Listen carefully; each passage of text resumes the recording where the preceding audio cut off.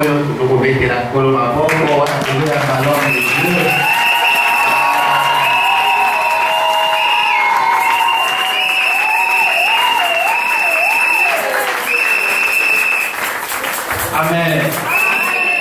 Merci. Est-ce qu'on peut acclamer pour le roi des rois?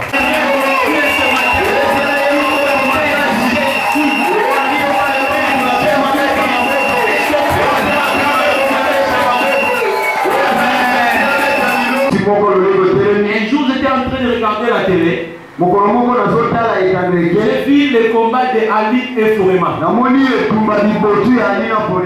Et je vois les gens étaient là pour crier Ali, Ali, Ali. Du coup, le Saint-Esprit m'a parlé. Je n'ai pas posé cette question. Est-ce que Ali aujourd'hui, il est encore vainqueur? Ali aujourd'hui a encore de la force. Mais nous avons quelqu'un qui est le vainqueur d'hier, d'aujourd'hui et le vainqueur de demain. Nous allons faire cet exercice avec moi. Nous allons commencer ici, on va dire Jésus. Si on fait Jésus, de l'autre côté Jésus, on va encore ici Jésus. Là Jésus, on fait ça deux fois et puis on va s'arrêter. On peut le faire, on peut le faire. Jésus. Une fois encore.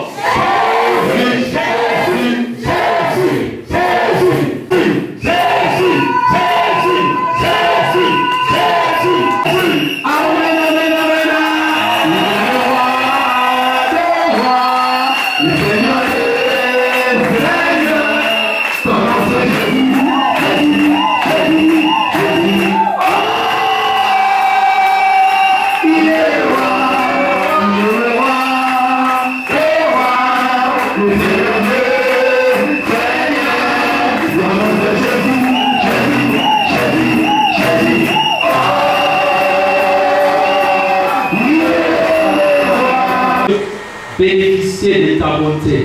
Parce que la Bible dit que les bontés de l'Éternel ne sont point épuisées. Nous te bénissons ce matin parce que nous croyons que tu es là et que tu vas faire des merveilles. Parce que tu es le Dieu qui n'a pas changé. La Bible dit que tu es le même hier, aujourd'hui et éternellement. Sois béni et va de l'avant, fais ce que tu peux faire. Que je diminue et que toi tu croisses. Que je disparaisse et que toi tu apparais. Au nom de Jésus, Amen. Amen. Amen. Amen. Sans plus tarder, parce qu'on a qu'une heure, verset 12. Hébreux chapitre 16. Fait honorer la parole de Dieu. Quelqu'un peut m'aider à le faire? Parce que ici, moi, je vais lire l'école à l'élo. Je commence par cela. Pendant que vous êtes en train de vous préparer, je commence par lire les Nicolas.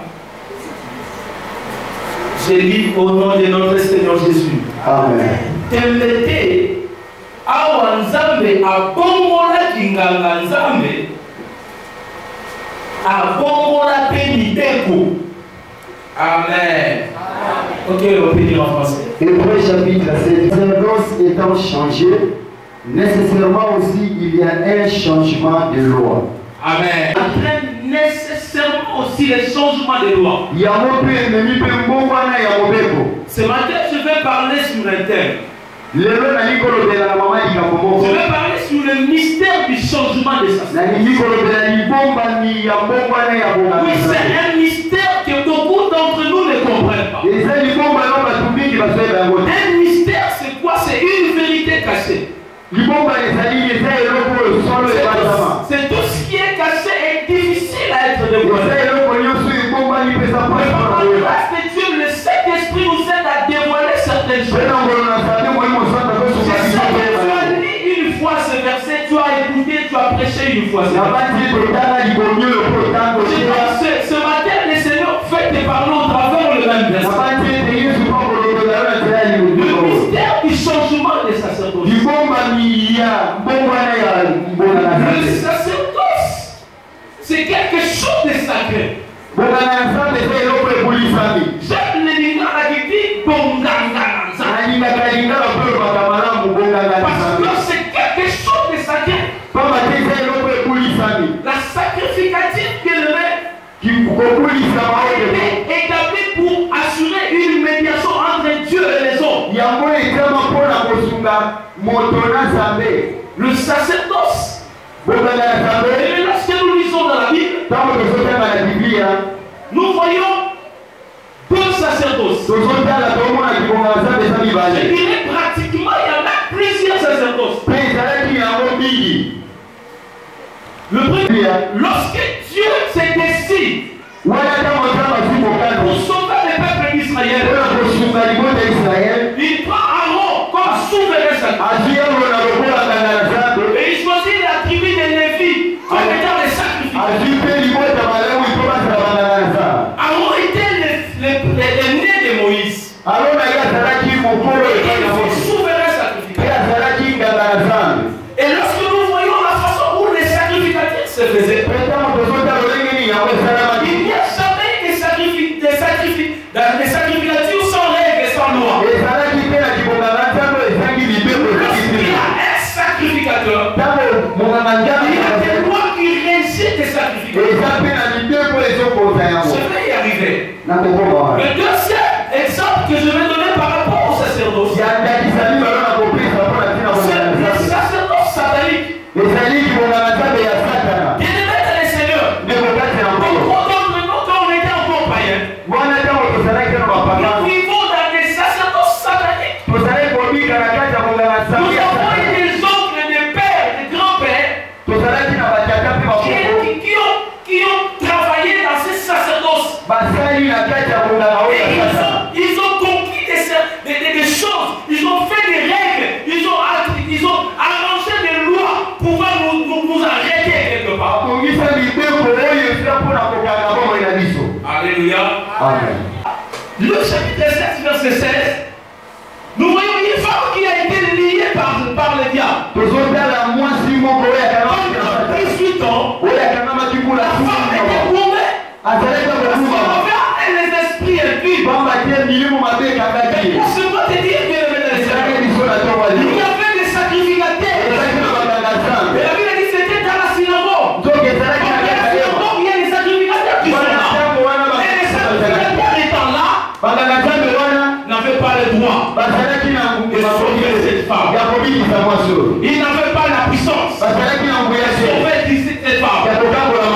Ce qui est arrivé quelqu'un, c'est lui qui est venu introduire une nouvelle sacerdoce. Il s'appelle Jésus-Christ. La personne entre là-bas et il change les lois qui étaient régies par rapport à la femme.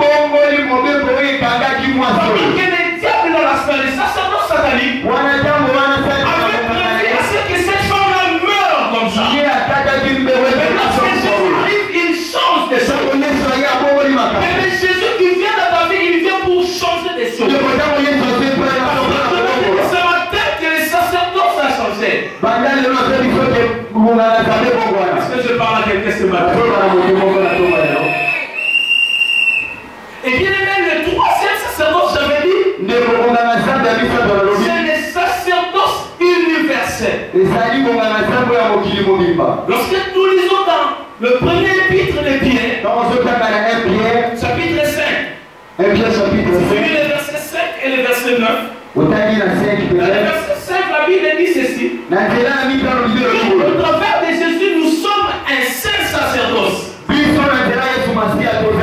C'est là quoi, bien-aimé? Toi aussi, tel que tu es là, tu es sacrificateur. Un sacrificateur a le droit d'ériger de nouvelles lois sur sa vie. Toi, étant sacrificateur de ta vie, tu as le droit et le pouvoir reçu par le souverain sacrificateur, le Seigneur Jésus, d'ériger de nouvelles lois sur ta vie. Alléluia. Amen. Le sacerdoce universel. Et dans le verset 9, il est écrit, vous aussi, vous êtes une race élue. Vous êtes un sacerdoce royal. Vous n'êtes pas n'importe quel sacerdoce. Vous appartenez à un sacerdoce royal. Est-ce que je parle à quelqu'un? J'explique à l'introduction. C'est pourquoi tu verras sur la croix. Jésus pouvait dire tétélestal. Tétélestal. Ce qui signifie tout est accompli. C'était impossible dans l'ancien sacerdoce. Et il est possible grâce à la nouvelle alliance. Ce qui était impossible est devenu possible. Ce qui ne marche pas, c'est parce que les choses ont changé. Je suis en train de parler du mystère du sacerdoce. Parce que lorsque le sacerdoce change, il y a une implication possible. Tu vas comprendre. C'est pourquoi tu verras la croix. Les rideaux s'est divisé en deux parties. C'est justement pour dire que nous avons aussi accès. Alléluia. Je dis à quelqu'un ce matin, tu as aussi accès. Je dis à quelqu'un ce matin, tu as aussi droit. Qui était coupé? Vous savez, l'argument de Jésus, c'était quoi? Cette fille est aussi fille là-bas. Tu changes, il y a nécessairement le changement de loi. Toutes les lois établies avant quoi vous tombez. Vous savez, les amis, lorsqu'on même on change un gouverneur, le gouverneur arrive au travail, il change et les hommes et les lois. Et tu verras que lorsque le premier gouverneur était là, il ne voulait pas les gens des Bandundu par exemple. Mais lorsque le nouveau arrive, il change les lois, il prend les gens que lui aime.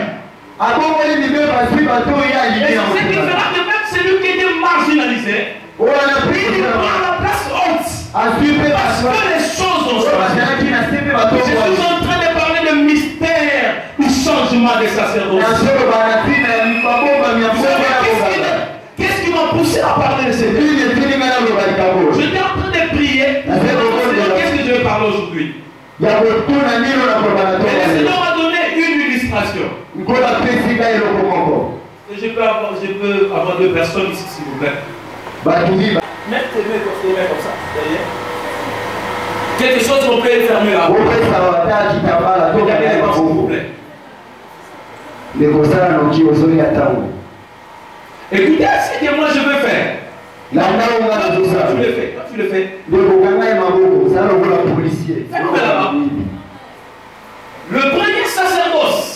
Je ne sais pas si c'est le sacerdoce de ta famille. Ils l'ont bloqué comme ça. Le sacerdoce de sa famille a décidé à ce qu'il soit bloqué comme ça. Ils ont reçu des lois qu'il soit comme ça. Mais lorsque vient un homme, l'homme qui vient inaugurer une nouvelle sacerdoce, il trouve la personne état comme ça. Il ouvre carrément la chose. Et la personne devient libre. Non, reste comme ça. Reste comme ça. La personne devient libre. Cette personne ici que vous voyez, s'il n'a pas la mentalité, s'il ne comprend pas, il est déjà libre, il peut rester là pendant 10 ans. Est-ce que le problème sera pour les souverains sacrificateurs qui lui a délivré, ou le problème c'est lui-même? Le problème c'est lui-même. Il comprend, il y a quelque chose qui s'est passé. Il a droit à la liberté. Il va rentrer là où il est.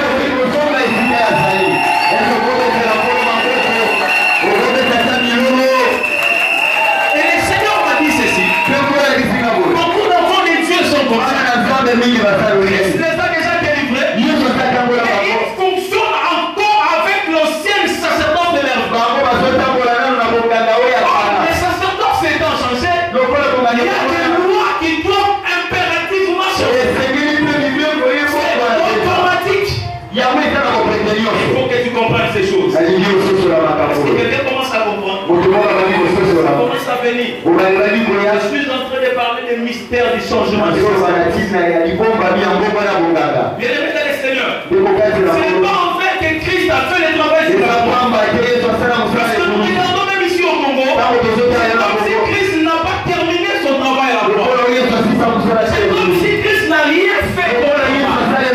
Non, Christ a fait un travail. Il a levé les liens qui nous bloquaient. Il a changé avec des lois. Le problème de cette loi, il fonctionne comment? Le problème de cette loi, comment tu comprends les choses? Je ne sais pas si tu me comprends ce matin. Je vais avancer ce matin. C'est pourquoi tu verras que l'Épître aux Hébreux parle d'une chose importante. Savons quelqu'un qui est à la fois sacrificateur, à la fois sacrifice. Même les souverains sacrifices. Et il fait lui-même un sacrifice. Oh mon Dieu,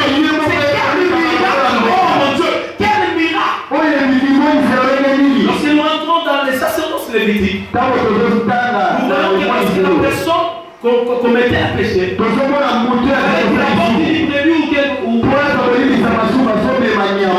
pour qu'il soit, tu as compris, que Dieu te bénisse. Mais lorsque nous voyons même dans les sacerdoces, ceux qui étaient censés connaître ce que je suis en train de dire, il faut qu'il y ait un sacrifice.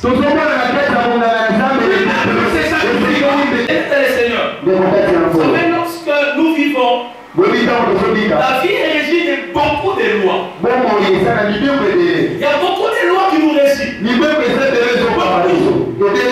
Beaucoup de lois. Il y a des lois morales. Il y a des lois morales. Quelqu'un peut venir comme ça, il est nu, nous allons être étonnés et hurler. Mais pourquoi tu es nu comme ça? Parce que la morale nous exige à ne pas venir comme ça, n'est-ce pas? Il y a aussi des lois spirituelles. Il disait qu'il y a plusieurs lois. Mais c'est que je suis en train de parler de lois spirituelles. Parce que c'est le spirituel qui dirige le physique. Dans le spirituel, il y a quelque chose déjà qui se fait. Lorsque dans le spirituel, le Seigneur Jésus nous a déjà délivrés. Les physiques aussi, les lois doivent changer. Mais comme nous voyons des gens bien aimés, l'église chrétienne, mais ils fonctionnent. Ils sont dans la pensée de leur famille. Quand tu fais l'examen de texte que tu vas réussir, je ne sais pas, chez nous les enfants ne réussissent pas aux examens. Ils fonctionnent avec l'ancienne loi. Ils fonctionnent avec l'ancienne sacerdoce. Mais est-ce que tu es en Christ? Je pouvais dire à cette femme, cette femme aussi est aussi fille d'Abraham.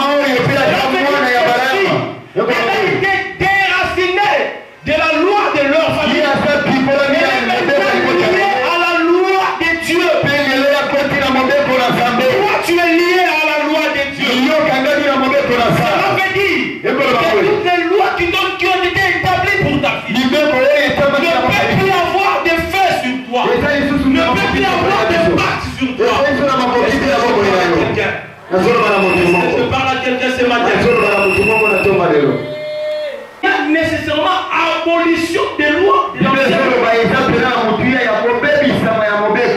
lois c'est quoi? Les lois ce sont des règles régies par les souverains, obligatoirement régies par les souverains. Les souverains d'une société par exemple. Parce que nous voyons ici en Afrique, nous voyons que du moins au moins chaque famille, lorsqu'ils montent avant, ils verront que dans leur famille, il y a eu un marabout, un sorcier, ou il y a eu un chef de famille, un chef de famille là, qui exerçait les sacerdoces de la sorcellerie.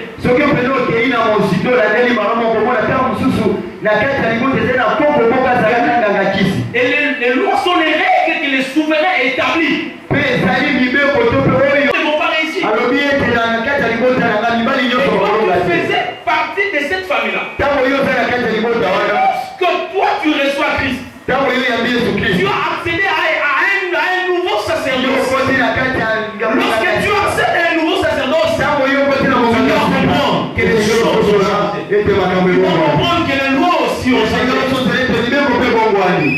Est-ce que quelqu'un me comprend? Écoutez bien, mesdames et seigneurs. Moi je suis venu ce matin d'annoncer un nouveau changement. Il faut comprendre cela. Cela exige quoi? Le renouvellement de l'intelligence. C'est pourquoi lorsque nous lisons dans le livre des Épîtres aux Romains, chapitre 12, verset 2. Écoutez ce que la Bible dit. Soyez transformés par le renouvellement de l'intelligence. L'apôtre Paul exhorte aux chrétiens de Rome. Dire ceci. Ne vous conformez pas au siècle présent. Qu'est-ce que le siècle présent? Lorsque tu arrives devant un problème dans ta vie, il y a les hommes de ce siècle présent qui viennent te dire cette maladie que tu as là, ton grand-père aussi était malade. Cette maladie que tu as là, mon grand-frère aussi est mort de cela. Parce que tu es lié.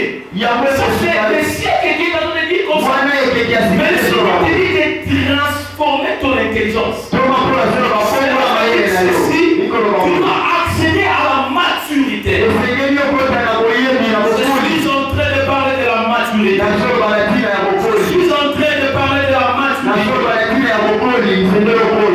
Et lorsque nous voyons la Bible, nous voyons Jacob. Jacob. Et le Seigneur a béni Isaac, il n'a pas béni Ismaël. Dieu voulait seulement dire ceci. Il y a une loi qui est établie. On ne peut pas bénir. On doit commencer par bénir les pays. Il y avait un ordre que la société, les lois que la société avait établies. Mais Dieu arrive chez Abraham. Il bénit les seconds. Tu me diras parce qu'il était le fils de Napoléon. C'est le même Isaac. Il met au monde 2 enfants. Et Dieu bénit les seconds. Isaac devait comprendre que les choses ont changé. Mais Isaac n'a pas compris. On arrive maintenant chez Jacob. Jacob met au monde 12 enfants. Dans les 12 enfants, il y avait un certain Joseph. Je suis dans Genèse 48. Lorsque Jacob arrive maintenant je vais dire Ephraïm et Manassé. Il trouve Ephraïm et Manassé. Et Jacob s'est dit que je dois bénir ses enfants. Cette fois-là, Jacob avait la maturité. Il a fait l'intelligence renouvelée. Il a compris les choses. Il a compris que Dieu voulait les changements de l'ordre.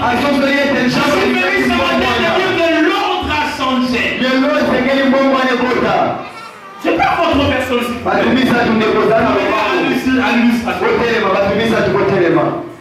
Trois personnes s'il vous plaît. Trois personnes. Mettons comme ça, bien aimé. Mettons comme ça, l'autre ici. Bon, imaginons que ce sont 3 personnes de la même famille. La loi a fait que lui soit le premier et le deuxième et le troisième. Alors que dans la loi des Hébreux, il faut que le premier d'abord soit béni. Et Dieu, quand il vient, il change les choses. Dieu connaît que lorsque les sacerdotes changent, c'est lui qui était le premier, mais quand Dieu vient, il prend, lui, il le met là. Il le met au premier et l'autre devient le deuxième. Il change l'ordre. Je ne sais pas si tu me comprends. Lorsque tu es là, tu te dis, ma famille a besoin de me rater. Ma famille a besoin de me sauter. Après, il y a un autre là. Qu'est-ce que vous maté? Mais ça va aller pour les bisayo. Et nous sommes comme on entend. Il y a ça pour voir la voix pour la yo. Ma famille fait changer. Oh, c'est un miracle. Oh, mon habitant. Toi aussi.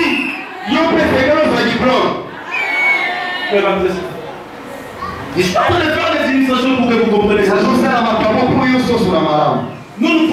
fonctionner comme étant des esclaves. Nous devons fonctionner comme étant des hommes et des femmes, les filles. Que Dieu a béni ça. Écoutez, ça on va dire, Romains 12, l'épître de Romains chapitre Romains 8, 2. Quelqu'un peut me préparer ça? Romains chapitre 8, verset 2. Écoutez bien aimé. J'étais en train de parler d'Ephraïm et de Manassé. Lorsque Joseph arrive à l'Égypte, il met au monde Ephraïm et Manassé. Et Jacob fait quelque chose d'important. Jacob change les lois. Et la Bible dit ceci. Le premier garçon c'était Manassé. Manassé veut dire Dieu fait oublier les peines. Pour Joseph, quand il est le premier garçon, il a dit mais non, Dieu m'a fait oublier toutes les peines. Et quand il prend Ephraïm, Ephraïm me dit Dieu m'a dit fait bon. Et lorsque Jacob arrive, au lieu de bénir, au lieu de commencer, imaginez que ça c'est Manassé, ça c'est Ephraïm. Au lieu de mettre la main droite sur Manassé, il change de l'autre. Et c'est Ephraïm qui a été béni. C'est dire ceci. Dieu fait que les choses sont. Pour Joseph, c'était Dieu doit d'abord te faire oublier les souffrances. Avec une erreur. Mais pour vous dire c'est quoi? Il faut qu'il te rende d'abord fécond. Et toi et les gens qui te voient, ça qu'il y a un Dieu. C'est qu'il y a un Dieu. Et Dieu te fasse fécond dans ta famille. Dieu te fasse fécond dans ton travail. Dieu te fasse fécond dans tes études. Dieu te fasse fécond. C'est là que Dieu te fasse fécond. On chantait.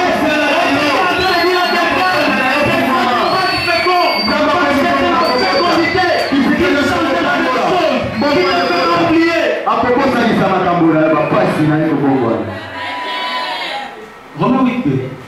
Romains chapitre 8, verset 2. Amen. En effet, la loi de l'esprit, la loi de l'esprit de vie en Jésus-Christ m'a affranchi de la loi du péché. La loi du péché. C'est tout d'abord Jésus-Christ. L'ancienne loi est partie. La loi du péché. Mais la loi de l'esprit de vie est entrée en nous. Que le Seigneur réside dans ton finance ce matin. Je dis que le Seigneur réside dans ton finance ce matin. Que le Seigneur réside tout ce qui était mort dans ta vie. Que le Seigneur réside. Parce que nous avons reçu l'esprit.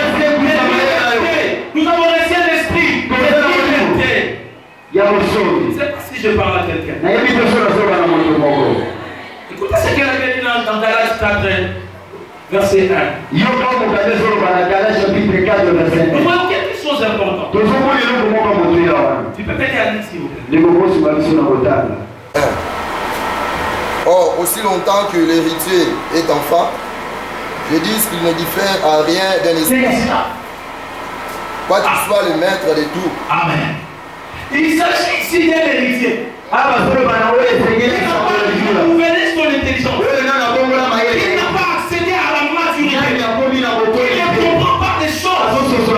Il est héritier. Et il est un bon enfant. Il sait toujours dire le coup. Sauf qui, aux gens à pommes, que moi, on a bouqué. Moi, on a changé scène. Ah, papa, tu as congolais.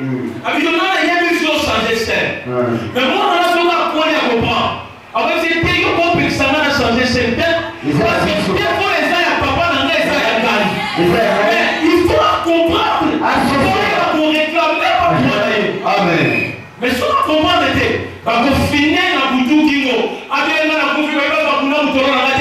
le problème, ce n'est pas cela. Le problème, il faut comprendre que bon gang est sans ça. Et le temps bon gang est sans ça, mais même mon père est sans ça. Combien de tout ça? C'est ça le problème. C'est pourquoi? C'est pourquoi l'apôtre Paul parle aux Galates. Lorsqu'un héritier ne grandit pas, ne devient pas mature, c'est-à-dire, s'il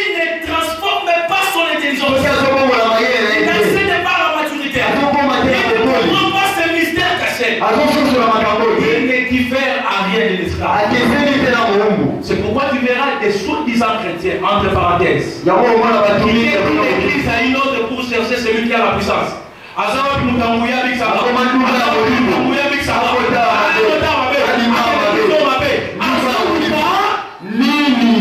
parce qu'à comprendre dans nos têtes. Parce qu'à comprendre dans nos têtes. La deuxième chose pour terminer avant qu'on prie. Nous voyons dans la Bible que nous devons avoir la prise de conscience de notre identité. La prise de conscience de notre identité. Nous n'avons pas, comme la Bible dit dans Romains 8:9, nous laisser asservir comme si on était des esclaves. Non, on ne peut se laisser asservir. Mais nous devons comprendre que nous sommes une race élue. Bien-aimés, nous devons avoir cette prise de conscience de notre identité. Est-ce que tu peux connaître qui tu es? Non, mais tu es enfant de Dieu. Toi, tu es enfant de Dieu.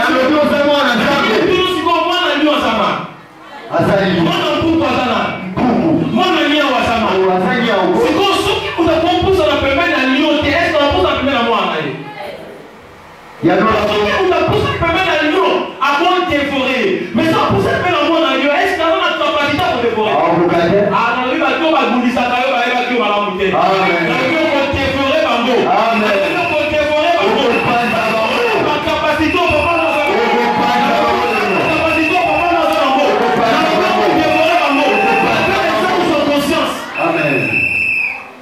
Vous savez que dans la vie, nous sommes des fois fouettés pour rien. Parce que nous le voyons dans Actes chapitre 16, verset 32, vous descendez là. Nous voyons l'apôtre Paul qui a été arrêté avec Ils étaient arrêtés. Ils étaient fouettés. Amen. Ils s'étaient fouettés. Alors que Paul était citoyen romain. Il y avait une loi à Rome. Les citoyens romains, on ne peut pas les fouetter sans qu'ils soient jugés. Tu es là? Tu es là? Mais l'apôtre Paul connaissant cela, comme il n'avait pas cette prise de conscience, il a été fouetté. Et la Bible dit qu'à minuit, ils ont commencé à louer Dieu. Mais quand on réfléchit avec quelqu'un, ils n'ont pas loué Dieu facilement comme ça. Je crois qu'ils ont reçu maintenant cette maturité. C'est pourquoi la Bible dit que le matin, le magistrat a envoyé les gens pour leur dire de sortir. Il dit maintenant à ces gens-là, est-ce que vous nous avez fouetté publiquement? Maintenant, vous voulez nous faire sortir ici secrètement. Nous qui sommes citoyens, non, ça ne fait pas ça. Et la Bible dit que le magistrat sont descendus pour demander pardon. Mais lorsque nous voyons Actes chapitre 26, nous voyons 22 s'il vous plaît, nous voyons le même Paul. Il était encore arrêté. Et cette fois-là, il n'attend pas qu'on puisse le fouetter. Parce qu'il avait déjà la prise de conscience. Pendant que toutes les lois étaient établies. Parce que le magistrat avait déjà dit que vous devez fouetter cet homme. Mais une loi qui était déjà établie pour lui. Il pose la question au magistrat. Fouetter un citoyen romain sans qu'il soit entendu. Et le magistrat dit non. Ça ne fait pas. Et comment quand tu es citoyen romain, je le suis depuis ma naissance. Je le suis depuis ma naissance. Le magistrat a dit ceci. Moi je l'ai acquis à prix d'argent. Et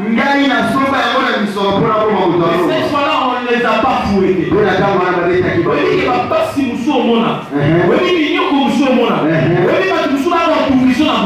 Simplement parce qu'on y est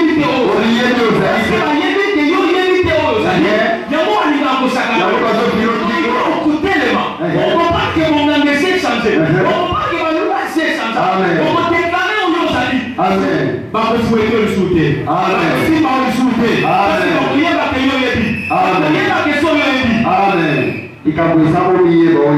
Qui tu es? Toi, tu n'es pas citoyen romain. Mais tu es citoyen céleste. Tu es citoyen céleste. Tu es citoyen céleste. Tu es citoyen céleste. Pas n'importe qui. Si les députés peuvent avoir l'humilité des députés, ils ont l'humilité. Non, l'humilité. On ne peut pas les toucher comme ça. Ils sont protégés par la loi. Si les députés, ici, nous les partout ailleurs, ils ont l'humilité. Mais à plus forte raison. Toi, citoyen, c'est tu n'as pas cette humilité. Personne n'a le droit de personne n'a le droit d'être embouté. Parce que tu as Christ en toi. Tu as réussi cette nouvelle naissance. Tu as réussi Christ dans ta vie. Pas n'importe qui. Tu dois te révolter. Tu dois te révolter. Tu dois quelqu'un ce matin que tu n'es pas n'importe qui. Tu n'es pas ordinaire. Toi, tu es extraordinaire. Tu es extraordinaire. Jésus pouvait dire à Nicodème. Dans l'évangile selon Jean chapitre 3 verset 6. Ce qui est né de la chair, ce qui est né de l'esprit. Il parlait de la nouvelle naissance. Ce qui est né de la chair, c'est comme moi avec mon fils. Mon fils est né de la chair. Ce qui est né de l'esprit, c'est quand nous naissons avec Dieu. Parce que Dieu est esprit. L'apôtre Paul dit ceci. Ne savez-vous pas que vous êtes le temple et que Dieu habite en vous par son esprit? Celui qui est de l'esprit, il est esprit. Est-ce que ma coquille est mon pépé? Est-ce que ma coquille est mon pépé? Est-ce que ma coquille est mon pépé? Est-ce que vous pouvez passer à ça mon pépé? Est-ce que ma coquille est mon pépé? Et les questions de ça mon pépé, on a envoyé au bon point examen ma mine. Dans le bon point examen ma mine, on a jeté le médaillon. Est-ce que ça mon pépé? Oui, mon pépé, ma monde a la moitié de l'ésolé. Yo peut pas comment on a ma camoufle souté. Yo peut pas comment on a ma camoufle salaté. Yo peut pas comment on a yo du souté. Yo peut pas comment on a fait par la yoté. Yo peut pas comment on a yoté. Je ça mon pépé. Dans le Dieu ça mon pépé.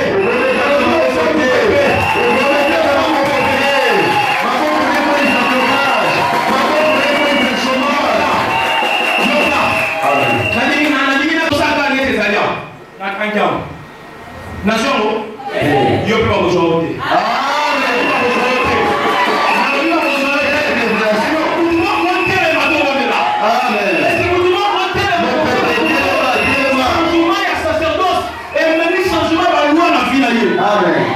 Ozoningo bandokoma balwa ya sika na vila yo.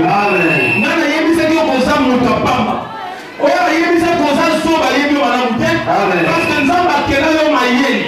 Oyo nzambe okobonga te yebi yo bien te. Nzambe ayekotya lwa sika bebe okobonga. Na ye lokola ministre ya nzambe. Na ye kominisa décret loi numéro 001. Na ye koyebisa yo. Oyo balobaki okobonga te. Loi wana ekomi ya projet. Parce que loi mosusu ebimi. Yo oza apele obonga. Na obi oza apele okende liboso. Soki ozwaki mosala te lobi. Meka lobi okozwa mosala. Renda baseka ya mama.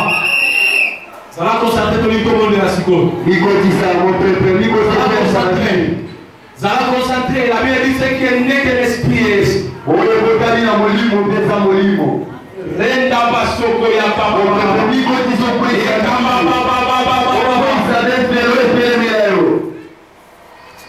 Est-ce que la chorale peut nous aider avec ce cantique? Son nom.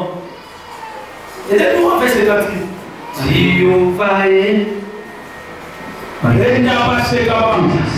Pendant que tu es là, ne sois pas distrait. Commence déjà à entrer dans la profondeur de Dieu.